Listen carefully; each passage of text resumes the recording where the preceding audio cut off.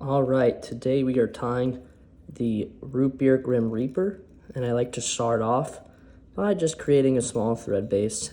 And this is a super easy fly to tie, so make a few wraps, make a nice thread bump, about 20 wraps or so. Don't forget to cut your tag end.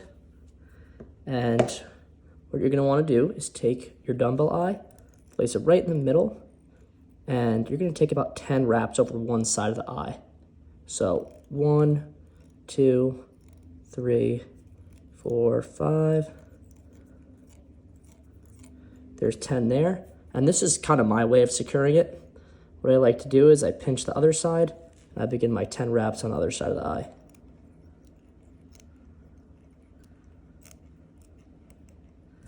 Okay, so our dumbbell eye is super secure. Just as an added insurance, I like to just wrap under it 3-4 times. Just creates, that extra base. Now, super simple fly.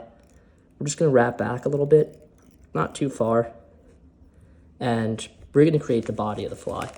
Now, all we have to do is add dubbing to the top section of it and the bottom section, and it should be like a 360 dubbing body. So what I like to do is I pick out giant clumps of dubbing, be generous, take a lot, and that's how you're gonna make the body of this fly. So super simple. Got all your dubbing here. You're gonna wrap right into the middle of the clump, and you're just gonna roll the hair back. So I lined my my dubbing up right in the middle, tied it down, then folded the second half back. So I'll just do one more on top, just to add a little bit more volume to this fly. And again, lining up right in the middle, 1, 2, 3, and then 1, 2, 3, about 4 wraps to wrap it back. Maybe 5th for insurance. So now we're gonna do the top of this fly. Super simple, same exact procedure. So pick a generous clump of dubbing, make sure it's all straightened out. Line it up right in the middle. Take a few wraps over the dubbing, 2, 3, 4, 5, and kind of twist the dubbing around the hook I like to do that just to get the shape going. And then wrap it back one more time. 1, 2, 3, 4, 5. So super prolific, dense body on this fly. That's perfect, that's exactly what you want. And take 1, 2 wraps forward. And now what you're gonna wanna do is get the silly legs going. So take a clump, 3, 4, 5 of them. And what you're gonna wanna do is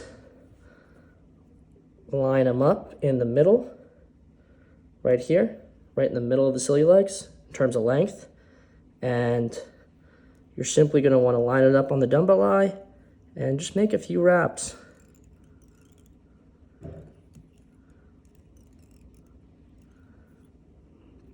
And then fold it towards the other side of the eye. 1, 2, 3, 4, 5, 6. And you're pretty much done. So now I'm just gonna wrap over the top of the dumbbell eye, and I'm just gonna whip finish. Super simple, so I have my whip finish tool. 3 spins is perfect. 1, 2, 3. Get it tight and snip it. Now, if you want, it certainly helps to add glue here. I would add glue right here and here, and that'll just help, keep everything in place, and you'll have a fly for longer term.